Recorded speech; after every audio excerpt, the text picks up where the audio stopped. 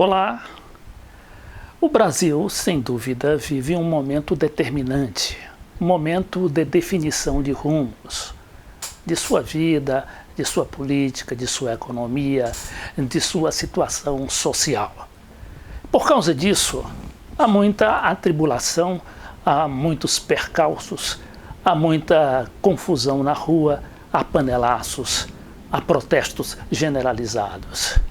Mas neste momento é importante aprofundar o debate, ouvindo os vários setores da sociedade, para que você, telespectador, internauta, não tenha só uma visão, não tenha só uma verdade, mas várias verdades para escolher.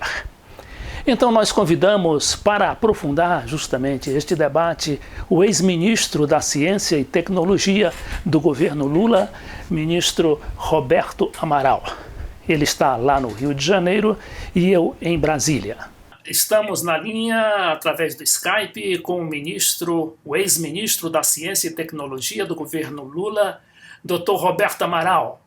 Então, ministro, é um prazer tê-lo aqui conosco, no Café na Política e na TV Cidade Livre de Brasília, canal 12 da NET, Sol DF.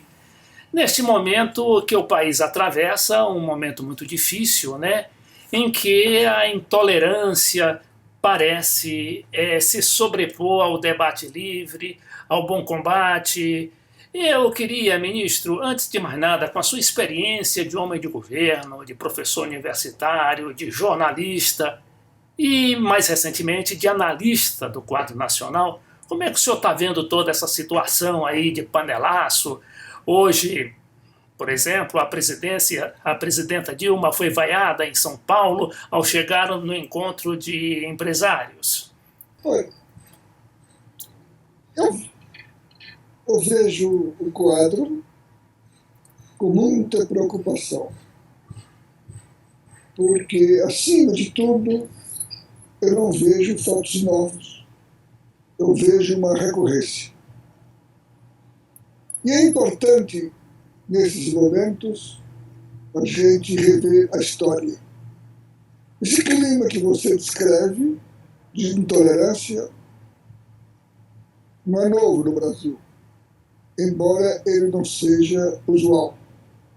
Nós vivemos muitos períodos como esse em todo o processo republicano.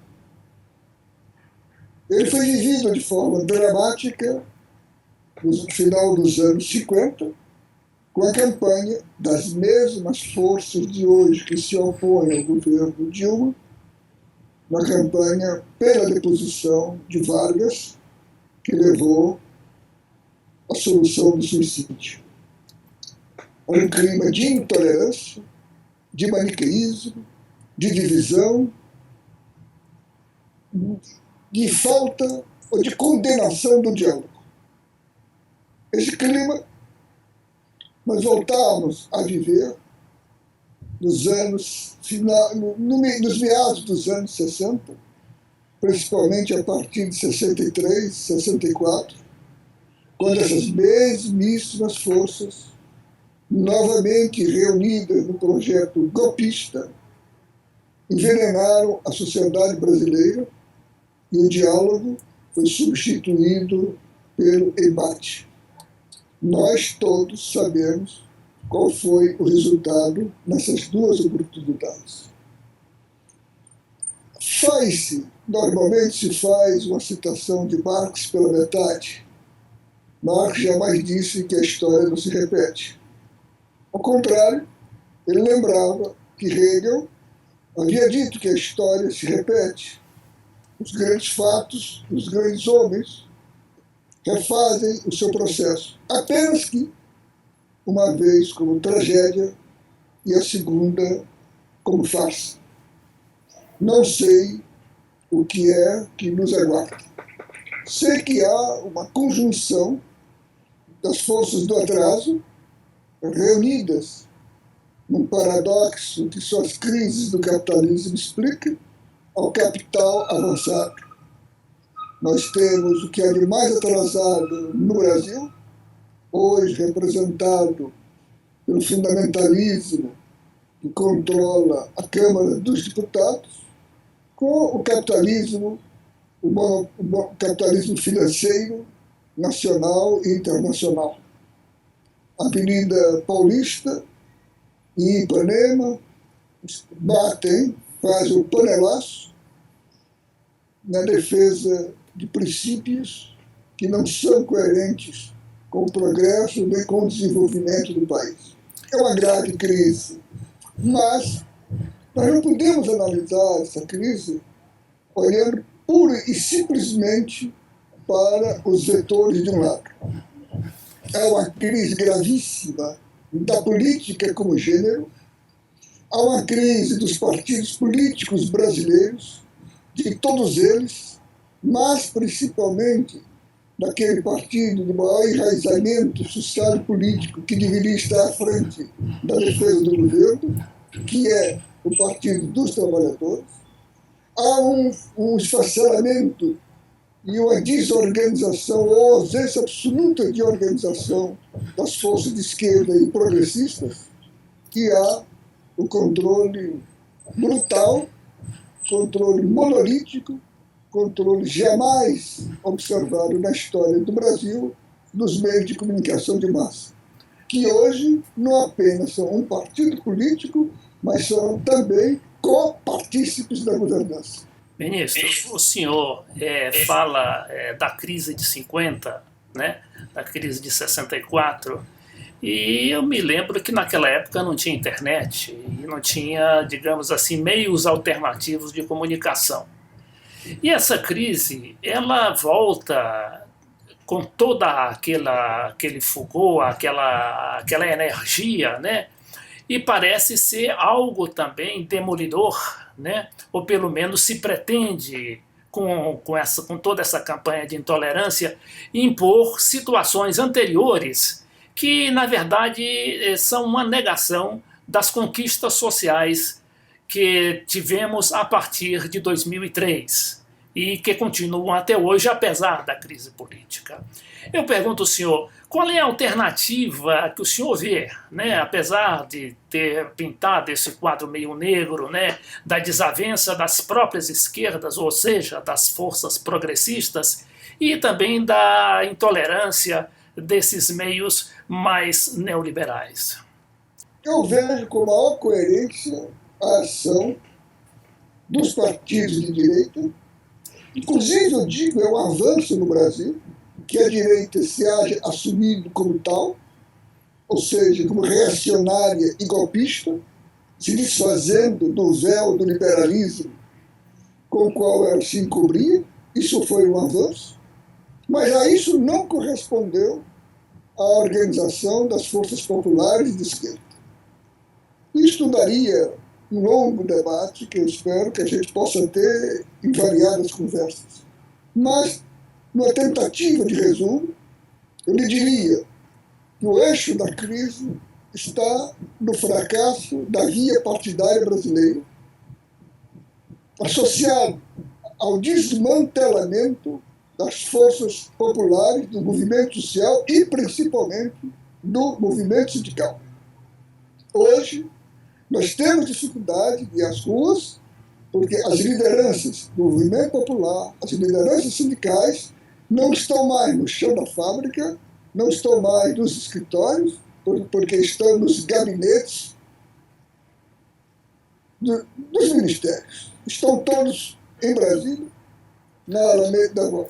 E isto faz com que haja um divórcio entre liderança e liderado, entre sindicatos e sindicalizados. Se nós não recuperarmos o nosso diálogo com as massas, o diálogo com as massas continuará sendo feito pelos grandes meios de comunicação de massa, que nós não temos hoje, a não ser, de forma discutibilíssima, os recursos da internet, um veículo fazendo a nossa mediação. Nós criticamos, e você sabe, há mais de 40 anos que eu me dedico à análise do papel dos meios de comunicação de massa. Nós criticamos este papel porque é aético, porque é antinacional, mas esse é o papel da classe dominante.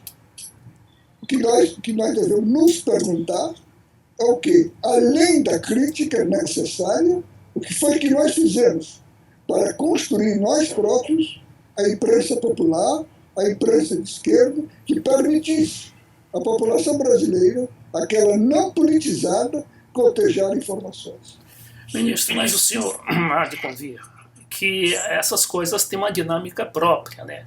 As forças sociais, elas ainda que aparentemente dissolutas, digamos assim, elas nos momentos mais críticos, elas tendem a se impor, né? Se eu ver, por exemplo, o quadro latino-americano, como surgiu, né? Como surgiu essa renovação que proporcionou toda essa mudança a partir da, digamos, da eleição do presidente Chávez na Venezuela.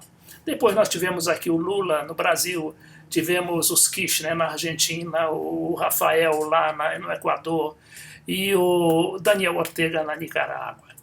Isso também foi todo um processo, quer dizer, as forças estavam também aparentemente desorganizadas, né, e divididas. O senhor não vê nada, então, assim, no final do túnel que possa propiciar, né, essas manifestações convocadas, por exemplo, para o dia 13 aí no Rio de Janeiro, em São Paulo e a outras cidades, elas não terão o condão, assim, de fazer com que as coisas sejam colocadas no seu devido rumo? Olha, eu acho que a crise é mais grave, Chaves. Me permita eu expor o outro lado do que você acaba de afirmar. Porque a esse avanço, na América do Sul principalmente, correspondeu a reação do imperialismo. Não houve só o nosso avanço. O imperialismo está desestabilizando a Venezuela. Se não puder desestabilizar pelas forças internas da infiltração, eles invadirão a Venezuela. O imperialismo tentou inviabilizar o Equador, fracassou. Tentou inviabilizar a Bolívia. Inviabilizou a alternativa democrática do Paraguai e está tentando desestabilizar a Argentina. Talvez no avanço no Uruguai, porque o Tabarés está bem à direita do Pepe. É insuportável para o imperialismo um país como o Brasil, uma Nicarágua, é suportável. Agora não esqueçamos também. Mas o Brasil, deixa eu concluir, o Brasil, pela esquerda, o Brasil influenciando a América do Sul, o Brasil se tornando um dos maiores produtores de petróleo do mundo, o Brasil tendo aspirações geopolíticas no hemisfério sul, isto é insuportável. Eu sei, eu me lembro que aquele general Walters, né, que foi o indicado pelo Kennedy para providenciar o golpe de Estado no Brasil em 64, ele costumava dizer o seguinte, que o Brasil não é Cuba, o Brasil é uma China. Por sua vez, o Leonel Brizola costumava dizer que o seguinte, que a burguesia brasileira não cabe em Miami, né? Quer dizer, o Brasil é algo diferente, algo que tem que ser tratado de uma maneira muito diferente, muito distinta, né, do que, inclusive por causa da nossa própria formação portuguesa e não espanhola, que é um sangue mais quente. Mas eu queria lembrar, ministro, que essas pressões insuportáveis, Cuba conseguiu enfrentá-las e vencê-las, né? O próprio Maduro, a quem muitas pessoas não confiavam como liderança firme e forte, ele está resistindo há 2 anos, né? E há 2 anos de tropelias, de incêndios, de ataque ao metrô, de ataque, inclusive demoliram 100 mil árvores lá no ano passado, com o propósito de projetar para a imprensa um quadro de caos e de anarquia. No entanto, ele, Maduro, conseguiu sobreviver e está sobrevivendo. Na Argentina também, a presidenta Cristina Kirchner, que vem sendo vítima de uma campanha deliberada, uma campanha de há muito, conduzida também por uma mídia super intolerante, ela conseguiu e voltou ao centro do debate, levou 400 mil pessoas às ruas de Buenos Aires e parece indicar que ela vai conduzir o processo da sua sucessão. O senhor não acha que isso é algo também otimista, né, na análise que a gente devemos fazer de nosso país? Olha, eu era muito otimista em 64. Nessa época eu era afiliado ao Partidão e ouvi muitas conferências, palestras, ou famosas na BI, que se dizia, me desculpe, parte do que eu acabei de ouvir. A grandeza do Brasil, a importância do Brasil, e se falava muito na formação legalista das Forças Armadas Brasileiras. Já naquela época, o Brasil era muito maior do que Miami, não caberia em Miami. Mas o fato é que houve um retrocesso. O fato é que nós, quando pensávamos que estávamos realizando uma revolução pacífica, revolução nacional popular, nós estávamos caminhando para uma ditadura que devorou 21 anos de nossa história. Nós, esquerda, nós temos compromissos históricos com o país. Nós não avançamos quando o país, ou a nossa história, está em risco. Mas a direita não tem esses receios, porque ela não tem compromissos nacionais. Os seus compromissos são com o capital internacional. Ministro, nós estamos nos aproximando do final do nosso primeiro bloco do cafenapolitica.com.br. Vamos fazer um pequeno intervalo e daqui a pouco voltamos, agora tratando da questão internacional, sobretudo dos ataques à Venezuela e à Argentina. Quem tem medo de Hugo Chávez? Uma abordagem sobre a nova América Latina. Suas taxas de crescimento com inclusão social que dão inveja à Europa. Mais do que um livro, esta é uma análise do blogueiro FC Leite Filho. Das políticas de Chávez, Lula, Dilma, Cristina Kirchner, Evo Morales, Rafael Correa e Daniel Ortega, que nos arrancaram das políticas de arroxo e nos mantêm longe da crise que afunda os europeus e até mesmo os Estados Unidos. Quem tem medo de Hugo Chávez? Leitura obrigatória.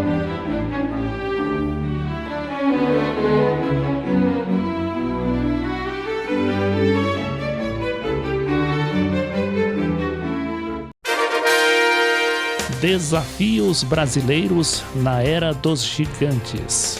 É um clássico de nossa literatura política. Seu autor, o embaixador Samuel Pinheiro Guimarães, focaliza cada um dos 12 capítulos do livro numa série de entrevistas ancoradas pelo jornalista Beto Almeida. TV Cidade Livre de Brasília, levando a você a informação que não chega pela mídia tradicional.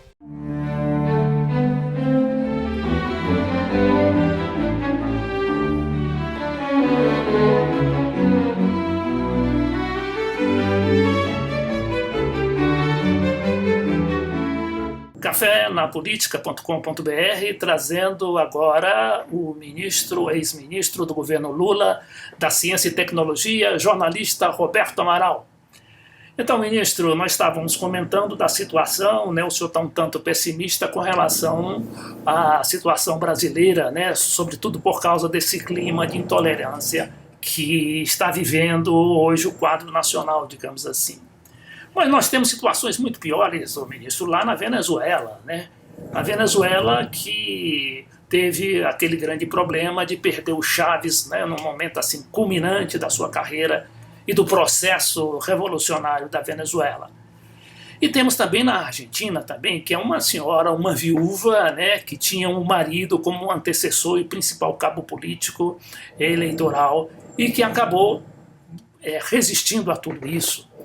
Eu pergunto ao senhor, como é que o senhor vê essas histórias aí dos nossos vizinhos? Chagas, eu vou pedir, se me permita, de início, fazer uma pequena retificação, voltando para o quadro nacional. Eu não sou pessimista, eu estou preocupado. Eu sou um observador atento, estudioso da história republicana. Eu estou preocupado e eu acho que eu tenho o dever, como militante da esquerda brasileira, como você, chamar a atenção dos companheiros à necessidade da nossa organização. Para mim, é insuportável que a direita esteja se organizando uma tentativa de um golpe parlamentar contra a presidente da República, recém-eleita num pleito democrático e de absoluta lisura, enquanto nós assistimos ou fazemos análise. Nós não demonstramos até aqui nenhuma capacidade de mobilização. Se nós deixarmos as ruas vazias, elas serão ocupadas pelos nossos adversários, que já ocupam o parlamento e que já ocupam a imprensa. Mas vamos agora para o quadro internacional. Eu, você, vários analistas, sempre dizemos que nós, aqui do Hemisfério Sul, vivemos nossos bons momentos quando os Estados Unidos não têm tempo de se preocupar conosco. Quando há uma crise grave na Ásia ou no Ocidente, esses são os momentos em que o processo democrático avança em nossos países. Parece que agora, isso eu acho, que ele está encontrando tempo para se voltar para uma política específica para o nosso hemisfério. Há companheiros nossos que identificam essa mudança a partir das avaliações dos recursos do pré-sal, que teriam inclusive determinado o deslocamento, a reorganização da Quarta Frota Americana para singrar os mares do Hemisfério Sul que passam a ser deles. Nós temos desafios muito grandes. E um desses desafios, por incrível que pareça, é a reaproximação dos Estados Unidos com Cuba. Ninguém pense, jamais que nós pensaria, que essa inflexão se deveu a variações ou análises de cunho ético ou humanístico. Há uma geopolítica no isolamento de Cuba para que ele se transforme no isolamento de Cuba dos países que lhe deram sempre uma assistência aqui, como é o caso do Brasil, sempre, e da Venezuela. Eu não sei qual será o resultado dessa geopolítica. Eu sei que nós todos identificamos como fundo disso a questão do petróleo, mas há algo mais profundo na Venezuela que às vezes eu penso que é antecipatório do quadro brasileiro. A motivação americana foi evidentemente, os poços foram evidentemente os poços de petróleo da Venezuela. Foi evidentemente a caminhada de Chávez para a esquerda.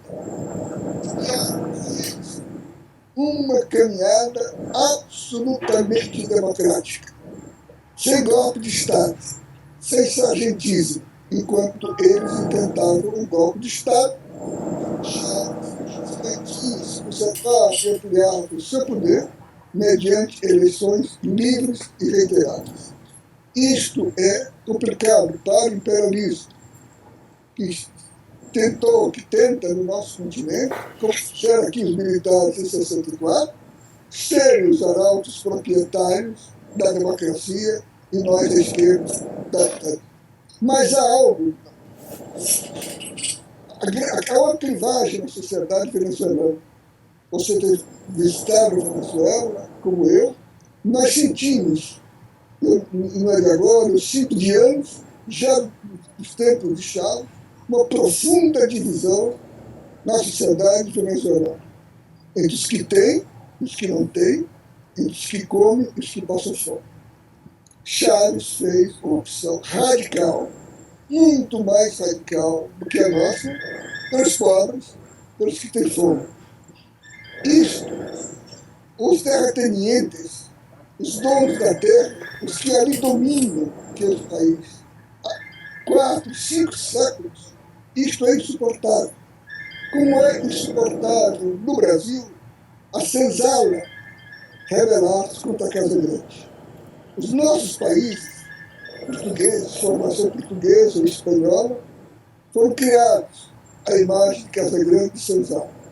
O senhor da senzala, o engenho fecha, a cana deixa de produzir, ele não faz mais álcool, ele não faz mais açúcar, ele empobrece, ele vai para Recife procurar emprego, mas ele continua senhor de engenho. E os outros senhores da senzala. É insuportável para essas sociedades que o pobre tenha direito a comer 3 vezes, que tenha direito à universidade, que ande de avião, que tenha acesso à informação. Os espaços são tão pequenos que os de cima acham que os de baixo, subindo, vão tomar os seus lugares. Há uma clivagem que a nossa sociologia ainda precisa estudar. Então, ministro, mas de qualquer maneira o senhor falou também em geopolítica. E há, por exemplo, um jogo de poder entre a China e os Estados Unidos. No caso, por exemplo, da América Latina, a China está muito presente e os Estados Unidos não querem admitir isso, né? E estão fazendo todo o possível para solapar essa presença chinesa. Como é que ela está fazendo? Ela está fazendo porque o governo chinês está se aproximando desses governos progressistas e justamente por oferecer financiamento mais barato, tecnologia mais barata, né, muito mais do que a dos Estados Unidos, estão tomando todos os negócios das empresas americanas. A gente vê, há um jogo de interesses por trás disso. Eu acho que o desafio nosso é explicar para a população, né, através, sobretudo da internet, porque é a única janelinha que nos sobra a nós progressistas, de explicar o jogo, os interesses de jogo, por que, por exemplo, que toda a população de Brasília, por exemplo, 65% da população dos eleitores de Brasília votaram na chapa contrária a Dilma, quer dizer, na chapa do neoliberalismo. Né? Não sabendo, não se lembrando que foi na época justamente do neoliberalismo, ou seja, do senhor Fernando Henrique Cardoso, que os funcionários públicos, por exemplo, tiveram um achatamento salarial, tiveram congelamento salarial, os seus filhos não tinham condições de fazer concurso público e o desemprego estava em torno dos 15%. Não cabe a nós procurar veredas diferentes para mostrar à população desta real situação e de tentar preservar o que foi conquistado até agora? Eu acho que esse é o nosso dever. Né? O que fazer já é um avanço, nós sabemos o que fazer. Mas falta, para fazer, saber como. Falta a estratégia. Faltam os recursos objetivos. Eu acho que essa é a grande questão. Nós precisamos constituir, e isto é um chamamento às lideranças. Eu acho que o Lula tem uma responsabilidade muito grande, muito maior do que ele supõe. Ele não é apenas o ex-presidente da República. Ele é um líder nacional, certamente, sem dúvida, um líder nacional. É o fundador do PT. É o responsável pelos governos, de 2002 para cá.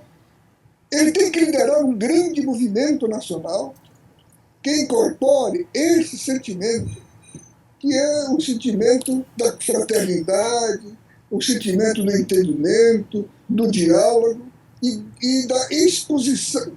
Olha, na política não há possibilidade de não escolher. Nós temos que escolher.